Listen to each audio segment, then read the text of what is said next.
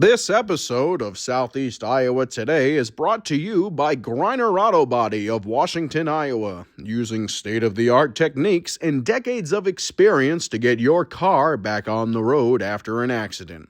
Car Doctor of Washington, Iowa. No matter who Frankensteined it, they can fix it, clean it, and customize it. McDonald Boneyard of Keota, Iowa, for all your farm equipment and auto recycling needs. For great food, it's your choice. Your Choice Family Restaurant of Wayland, Iowa. Open Tuesday through Sunday. Come to our cruise-ins this summer on the second Tuesday of the month, June through September. Girling Repair of Winfield, Iowa. If your mower is dead, call Fred, your Husqvarna, Aaron's, and Gravely dealer. Fred also fixes and sells snowblowers.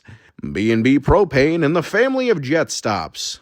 Dutch Market and Coffee Talk of Washington, Iowa. Dutch Market can handle all of your grocery needs. They even have a conference room you can use for free. Coffee Talk's drive-thru is open and ready to serve you coffee, energy drinks, sandwiches, baked goods, and ice cream. They all present you the award-winning Southeast Iowa Today. Here's the author of Christie's Journey, The Beat Goes On, and your host, John Bain. Well, there was a lot that went on at the Thursday, April 3rd, 2025 Board of Supervisors meeting.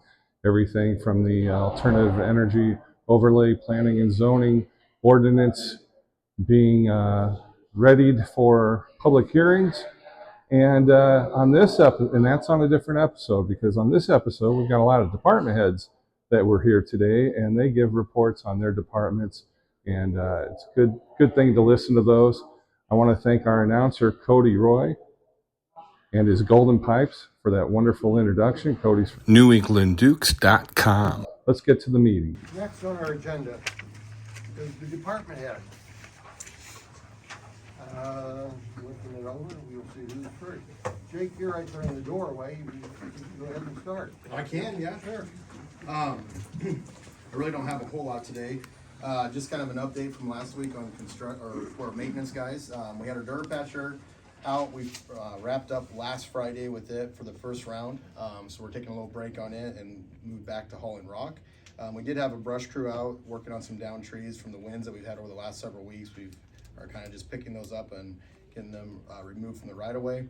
We've been resurfacing in various locations as well. So we're kind of picking off some of our rock hauling, or what we call our annual resurfacing plan with our forces.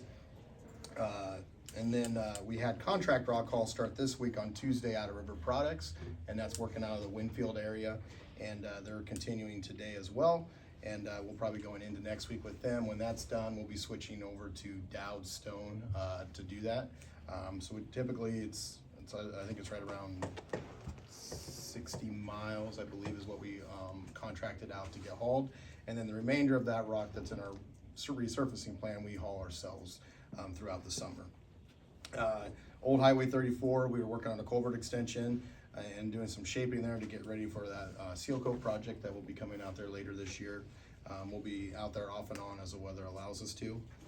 Miscellaneous and construction, Norris Asphalt for Franklin Avenue. The contractor is actually out there today working on center line and rumble strips and shoulder rumble strips. They anticipate wrapping that up tomorrow. So that's a slow moving operation. There may be some flaggers out there. We put a press release out the other day, I think it was on Tuesday, to let the public know. But again, we really aren't anticipating a lot of delays with that operation. And then the grading contractor is still waiting for the ditches to dry to finish topsoil. So it was getting close in some areas there, and then we got some more rain. So whenever it is suitable for them to get in there, they will move in and start working on getting things ready to be seeded at the south end primarily. Iowa Bridge and Culvert, Nebraska Avenue, we were able to open that up this week as well. So that was on Tuesday, I believe, or Monday actually. And that's now open to traffic. So that bridge project's done. The seeding crew still has to come in and seed, but we were able to get the road open to traffic. Dowd Stone continues crushing operation, and they've crushed about 15,000 tons to date at the quarry and stockpiling that. And then again, just a reminder to the public, dust control sign up is on April 15th, or we'll have that late fee will be applied. That's it. Okay. What's sort of going to take care of? What these issues addressed. Yeah. Thank you. Nathan, Assessment notices were sent to the mailer on Monday, the 31st. They should be hitting mailboxes today, so public, if you get your assessment notice, you have questions, I can explain that way better than the last form we had to send out. That's all I have. thank you. At the end of the day, we'll go to Kelly.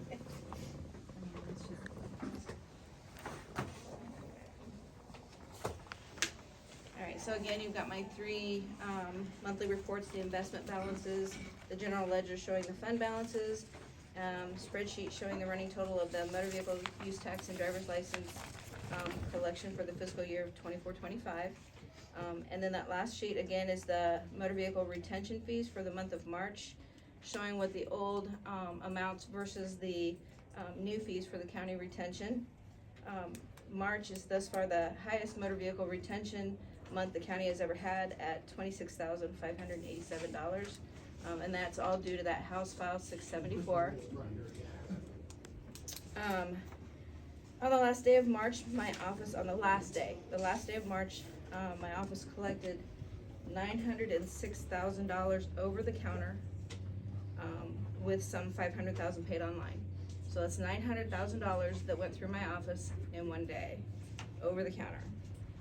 Therefore, for second half taxes, which were mostly paid during the month of March, we have collected the $15,694,000.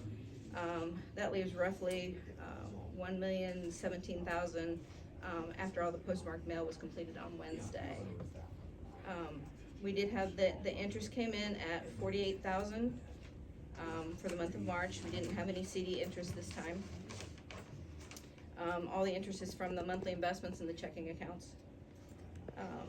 We managed 65 driver's license knowledge tests. That is over 20 over the average that we usually do for driver's license testing. We did 22 drive tests where there were 2 departmental re-exams requiring extra time. And we had 30 out-of-county customers who came to Henry County to be issued a credential. So, you know, to put that in perspective, we collected almost $12 million in property taxes for the month of March while managing $570,000 in motor vehicle collections and $6,300 in driver's license collections. The month of March was a very busy month in the treasurer's office. So. Can we get a motion to move that schedule back 1 week?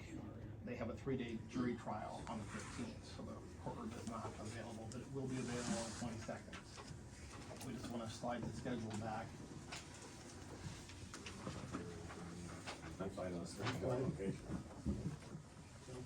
All right. Procedurally, we'll have to have a motion. Yeah. We'll have to have a motion. We have a motion. I make a motion to move that back 1 week to the 22nd for the open public hearing.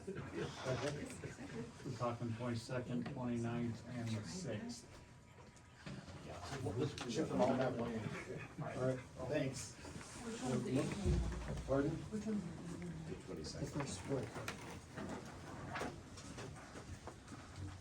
We have that motion and second. Any other discussion? All in favor, say aye. Aye. Opposed? No. All right. Renee? We should have the quarterly reports that I turned in the other day. Yep. ARCA search has started, and if anybody's interested to see how the process is done, they're in the conference room.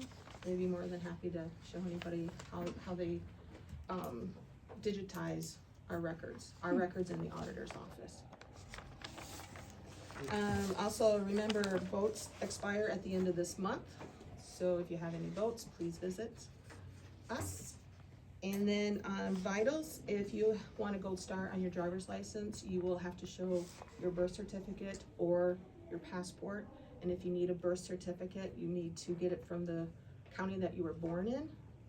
And if you do a forward to state, say if you were born in Polk County, you don't want to drive to Polk County, you can do a forward to state, but it will take about 8 weeks to get your to get your birth certificate. So. Thank you. Once you have a star, you gotta go through all the process. I mean, Every that's time, good, you mean? though. Yeah. No, every time. just the one time, Yeah. yep. And that star goes into effect May 7th if you're flying commercially within the United States. you have to have either the Gold Star, the Real ID on your driver's license, or have a valid US passport, and that's just within the United States. May 7th. Sarah, you got anything? So, yeah, we got the general assistance policy updated last week. I've had that uploaded to the county website. Sent everything to Katie, so Katie's aware where we're at with, getting that updated. The other thing that we have coming up is next week, Monday through Friday, we have a 40-hour crisis intervention team training with the law enforcement, open to the law enforcement in all 13 counties in the Tallahassee region. It's gonna be hosted out at the Henry County Sheriff's Office in their training room.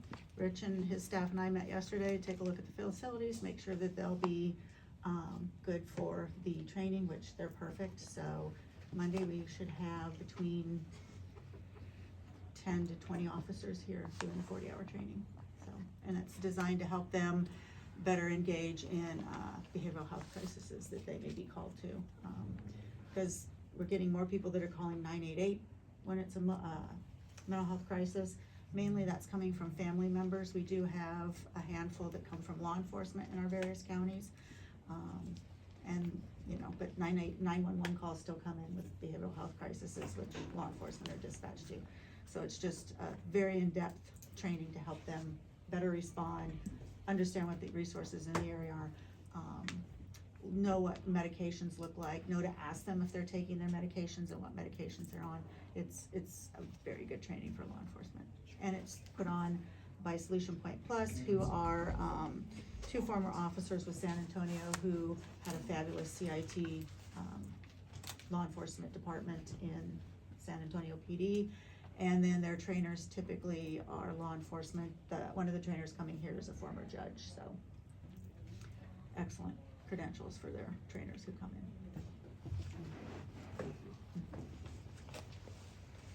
Caleb. All right, good morning. Some bullet points for the Conservation Department. We're less than a couple weeks from opening the campground. We plan to open all campgrounds April 15th.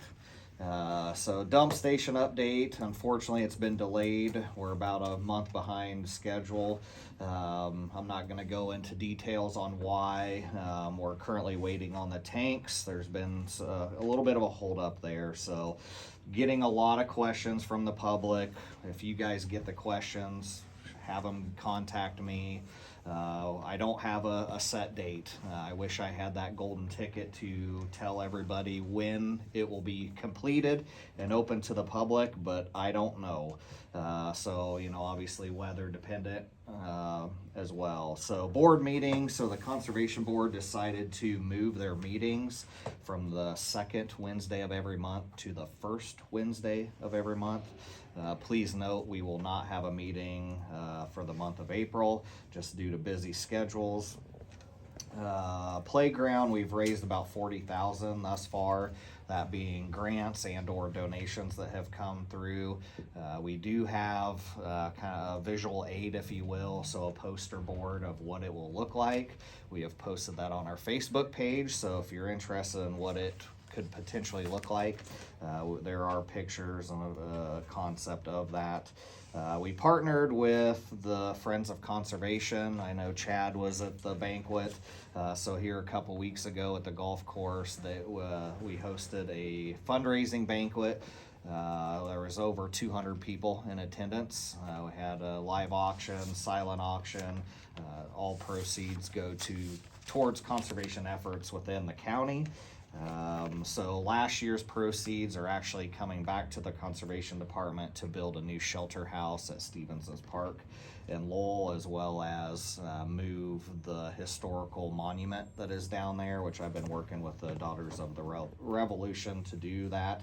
It's an old grist mill monument for those of you that don't know. Summer camps, we just posted those.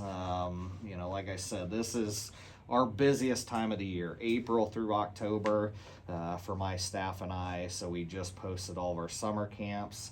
Lastly, my assistant naturalist has taken another position in Des Moines County, which is a promotion for her, as well as closer to home. So we hate to see Shania go, but I'm kind of deciding what I want to do with that position. I'm thinking about restructuring it a little bit, because I need more help out in the field. So, yeah, that's really all we have for the conservation update. Katie? Sure. So Board of Health met last on March 12th, and we'll meet again next week on April 9th at 12:30 in the Public Health Conference Room. I'll give you the good news first, is that influenza activity has drastically decreased, which we expect for this time of year. We don't have any schools reporting greater than 10% illnesses. The rest of the news, we continue to follow the measles outbreak, and that is spreading. I think we are in 18 jurisdictions now, and we're seeing cases in Kansas and Ohio, and we've even had some spillover into Mexico. There are 483 confirmed cases as of the 25th. There have been 2 deaths, and we expect that approximately 1 in 5 will be hospitalized who contract measles. 97% of the cases are people who are not vaccinated. So if you're vaccinated with the MMR vaccine, you're in pretty good shape. So again, in Henry County, we've got pretty good MMR rates of our adolescents that we track. We have about 97.8% who've had 2 doses of the MMR. I cannot say that for surrounding counties. And for the state of Iowa, I believe our MMR rate is right at 88%. We need 95% to ensure that there's herd immunity. We also had a meeting with the state on the 14th just to give us local updates about testing.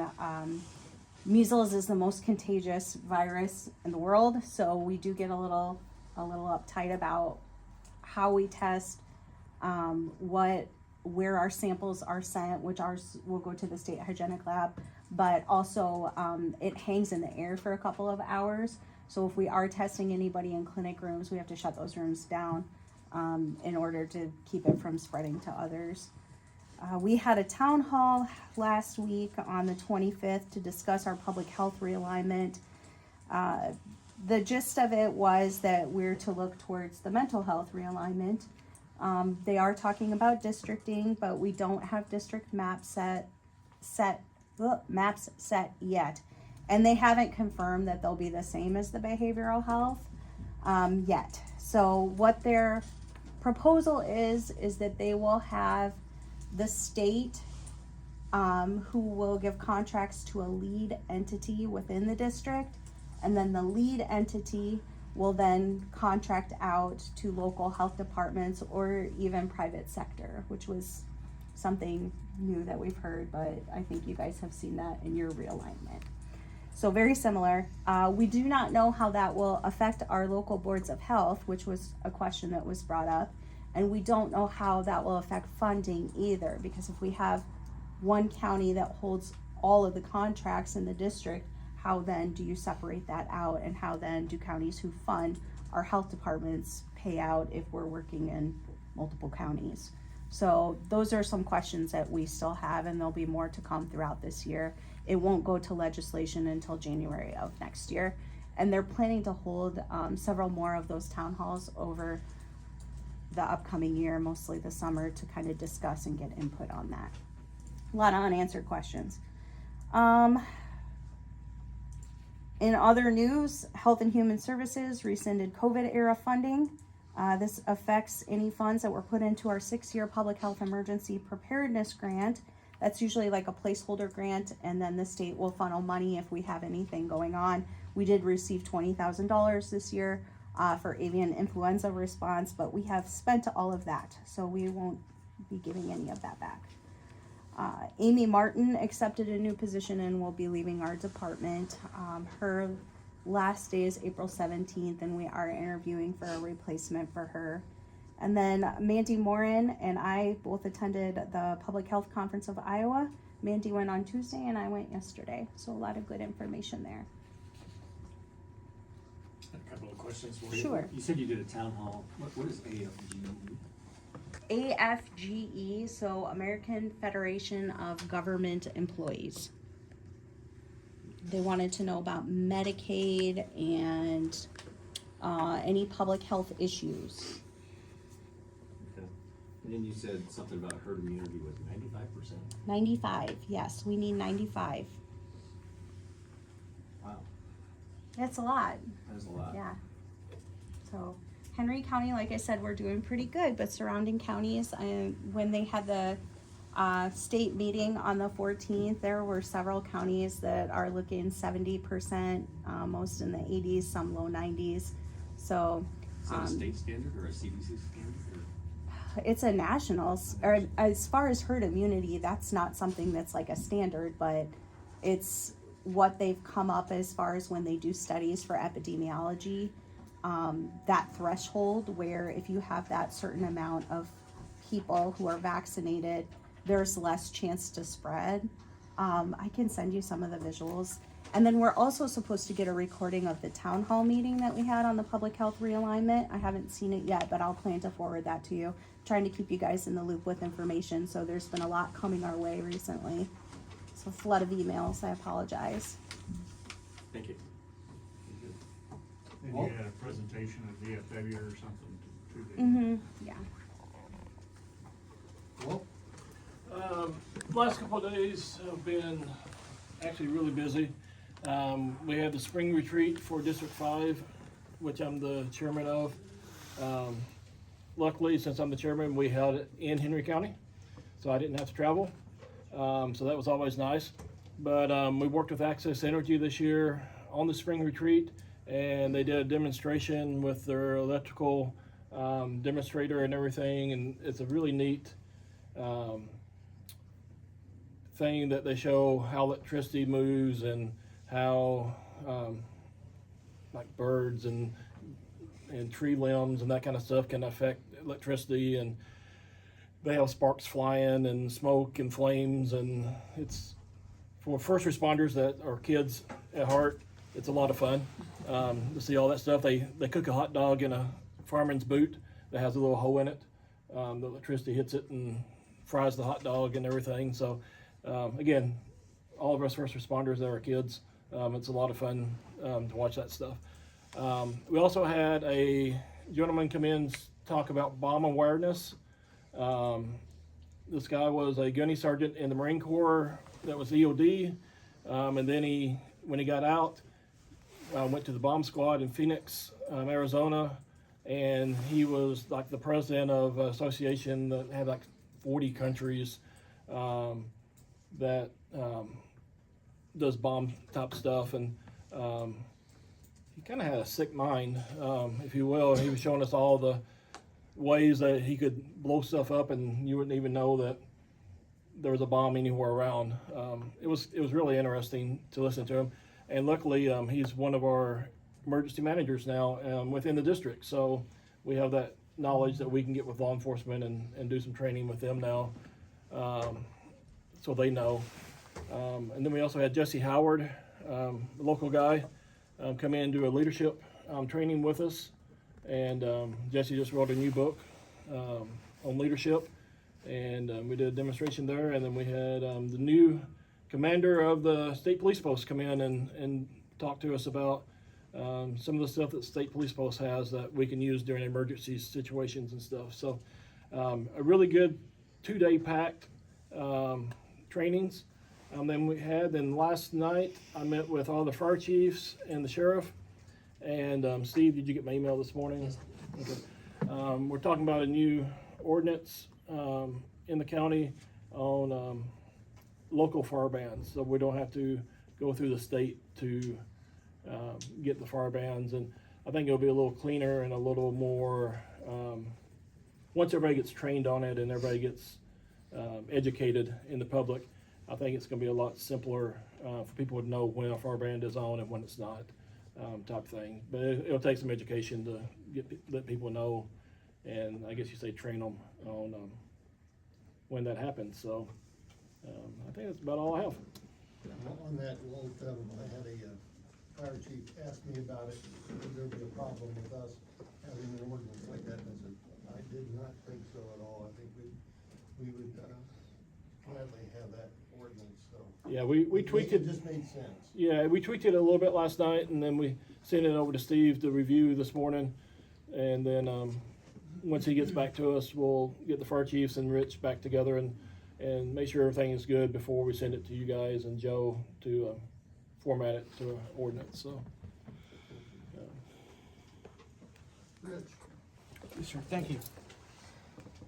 Last month at the sheriff's office, I'll talk about the jail first. We've been continuing to hold for several months now in the 60s, anywhere from 55 to 65 inmates. Our total revenue generated for housing out of county inmates at the end of, I wrote October, but at the end of March, $3,677,747. Our budget at the sheriff's office is looking pretty good at the end of February. We do have a couple squad units to upgrade yet this year, so that will make things a little tight towards the end of the budget. Business, as far as calls for service, we're down quite a bit in calls for service. At the end of March, we had 4,951 calls countywide. And just for a reminder, that's EMS, fire, law enforcement, all calls for service through our dispatch center, 4,951. Comparing that to 2024, we had 5,689, so we're down about 700. And the year before, we were at 5,507, so we're down about 500 from there. As Walt mentioned, we've been working on a burn ordinance in the county. I'm kind of tickled that you're doing that because it seems like our dispatchers the last month have been running ragged, just reporting fires and getting people where they need to be to put them out. So thank you, Walt, for taking that. I'll end with staffing. And staffing in the last month at the sheriff's office has been a little tough. We are currently 3 jailers down. I had another jailer resign earlier this week to take a job at the ammunition plant. That makes 4 jailers that have left and went to the ammunition plant, and they all tell me the same thing. They're going there because they get a $6 or $8 raise on day one. So I appreciate the raise that you guys are doing July 1st. That should help out a little bit. We are in the process of trying to find new jailers for those 3 openings. And we've had pretty good interviews the last 2 weeks here, and I think we'll be ready to punt and hire some people in the next couple weeks. We did have the retirement of Chief Deputy Chad Doak. He retired last Friday after almost 33 years of service to the county, so I just want to commend Chad for his 33 years of service, all to the Henry County Sheriff's Office. Losing Chad's going to hurt, but I'll talk more about that here in just a minute. A couple positives to end on. Last month I announced to you we had a new jail administrator. After 1 month on the job, Dustin Young is doing a great job. He's clearly making a difference in our jail, and he's on the ground and running, and I'm proud of Dustin coming on board. As of April 1st, no, it's not a April Fool's joke, I replaced Chad Doak with Jesse Bell. And Jesse, if you want to step in here so everybody can recognize you. Jesse is my new chief deputy as of a couple days ago. He was the 3rd in command as our lieutenant, and he's now 2nd in command at the sheriff's office overall. He's an extremely efficient leader. I always tease him that he types his reports with his toes while he's driving back from a call. He gets them done before I can even think about starting. He brings with him 19 years of total law enforcement experience, 15 years in Henry County law enforcement. Started over here at the police department in 2010, and the last 13 he's been in my office. I hired him as a deputy sheriff in 2013. A little bit later, he earned the rank of investigator. A couple years ago, he earned the rank of lieutenant, and as of a couple days ago, he's now the chief deputy, so he's 2nd in command. And you guys be blessed. If a bus hits me today, he'll be the man in charge. So welcome, Jesse, as our new chief deputy. Mr. Chairman, that's my report. Thank you. Robbie? In our office, we're still dealing with the state auditors, and we're getting all the information and reports that we need and emailing it to them. We also learned that we're going to have a special election for the Mount Pleasant School District on May 13th for the member that they've lost on their board. Other than that, we're still just plugging away. Yes. Joe's right there. Joe? Joe? Might as well come on in and give do you have a department head report? Or you want to give it in the other part? I can go ahead. Things just started to pick up a little bit. Better weather, but it's still quite a bit behind last year. With building and so on. This finished updating the files for the sex offender registry, that we put on Beacon that the sheriff's office uses for who can live where. They just sent me some information that was missing, and I checked and made sure everything's up to date, so that should be on Beacon. I'm hoping tomorrow. I sent it to them yesterday, but it didn't show up yet today. Also been working on some cemetery issues. I've been in contact with the insurance division, which runs cemeteries for the state of Iowa. We're trying to come up with maybe some common rules, something specific everybody can kind of look to. We've been getting, I think, quite a few calls from different cemeteries. How do we do this? How do we do that? Can we do this? Can we not do that? Leadership changes at the townships, and that information kind of falls through the cracks. So I think it'd be nice to put something in writing that everybody can fall back to. It's not gonna happen tomorrow, but we're starting to work on it. And as it starts to come together a little bit, I'll bring it to you guys. All I have. Was this spurred by that cemetery issue down there by Faulkner Access? Somebody was wanting to be buried there. Well, I mean, Didn't know the that's part of procedural it. part of There it. was questions from Lowell Cemetery procedural. There's been questions from Brooks Cemetery about different things. So we're getting quite a few questions, and we seem to be reinventing the wheel a lot. And I think it's time to probably put something in writing that we can keep forward and not have to keep figuring things out ad hoc each time it comes up. So just a process overall that people can follow, or? Well, that's what I hope to do. Okay. I mean, we don't want to step on the township trustees' toes, but I think most of them would appreciate Guidance. guidance, yeah, because they're calling us for guidance, and I think that they would like something in writing for guidance. But we'll be talking to them too for input, making sure everybody's on board and happy with it. I got a big response from the insurance division. I asked a lot of questions about what we can do, what we can't do, and so on and so forth. So that gives us a good framework to move forward on. So the insurance division Yeah, that's who runs cemeteries. runs cemetery. Yeah. So there's a difference then between the private cemeteries and, how does that work? You know? Well, Cause I have a list of them here, I'm looking at them, it's like, some Well, of these there's- are, like Verge is private, right? In New It London? is, but there are some responsibilities that the county can pick up depending on how things are operated, and those are things the more things we need to talk about. I asked the question, if there's a cemetery association and it needs mowed, is it permissible for the county to pay to mow it, even though it's an association? And then they said, yes, it's actually our duty to maintain cemeteries, so those are all good things to know, so we know where to stand budget-wise, what we may have to expend, and there are cemeteries we don't know who owns them, if anybody.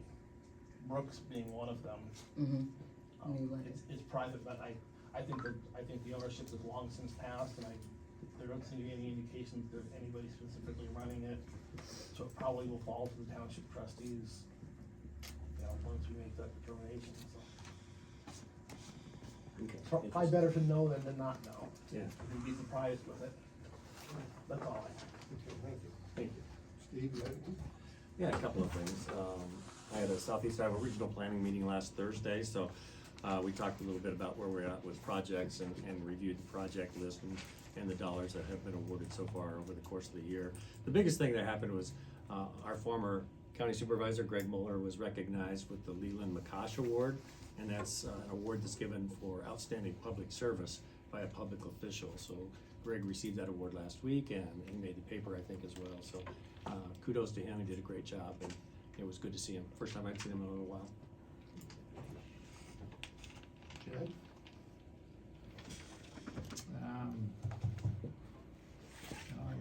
Nothing this week. Okay. Only thing I'd like to say is that I want to thank all the department heads for the work that you've done in working with us during the budget time. It's been a long, arduous task this year, as more so than other years.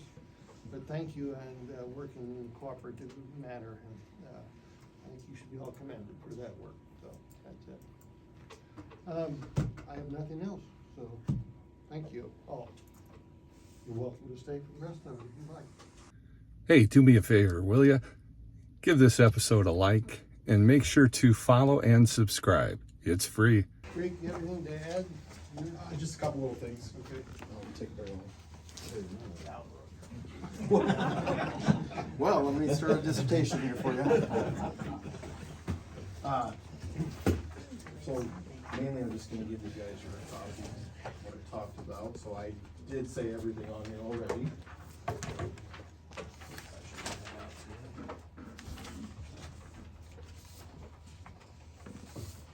Thank you. And then last week I came up and did the 5-year program. So I'm just gonna get your signature on that. That's pretty much it. We had some of the rain and stuff, so we've had some roads that if we've been doing some more aggressive blading on. That rain that we had yesterday made them a little sloppier. They are drying up, and we're going to be working on reworking them, and some of them are getting resurfaced. But that might be something that you'll hear from the public on, is that we did have a few roads that after that rain were really sloppy, and they have improved drastically today. But that was probably it, and then just see if you guys have any questions for me. I don't. I don't. That's all. Okay. All right, guys. Thank you. Thank you.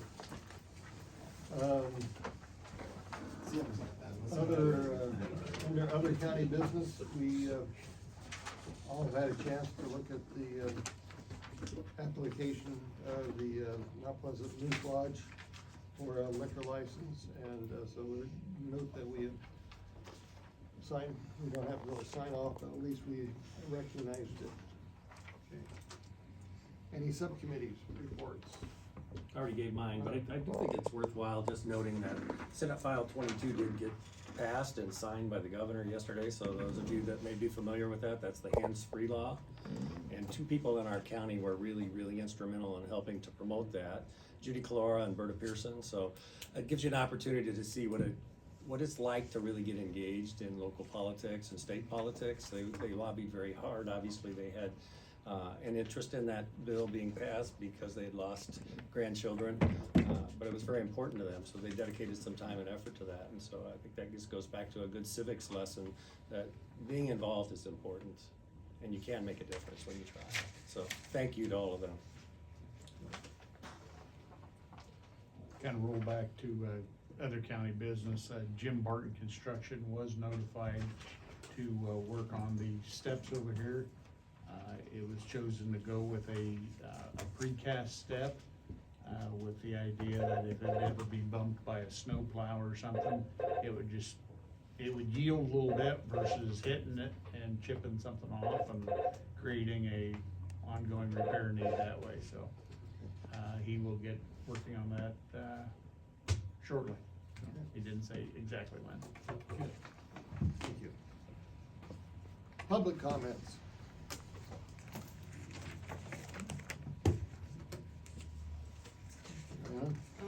I appreciate the ability to come to the meetings and to be able to hear what's going on as a citizen and a taxpayer.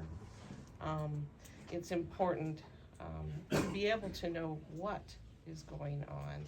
And I do thank you folks who are serving in the courthouse and the supervisors. Because if you weren't here, we wouldn't have a government. Thanks. Anybody else? Seeing no, and another comment, motion to adjourn. Make a motion to adjourn. Do you have a second? Any other discussion? That's great. All in favor, say aye. Aye. We are adjourned. Thank you all. I got stuff to do. As you can tell from this episode and the coverage, a lot of busy folks working for you in Henry County, Iowa. Henry County government is hard at it, and you saw what the different department heads had to report. March was a busy month. Probably April will be even busier for a lot of them. Thank you for watching. Thank you to my sponsors, Griner Auto Body, Car Doctor, McDonald Boneyard, Your Choice Family Restaurant, Girling Repair, B&B Propane, and the family of Jet Stops, the Dutch Market, and Coffee Talk. If you like this episode, make sure to give it a like and follow and subscribe. It's free. And stay friendly. Southeast Iowa,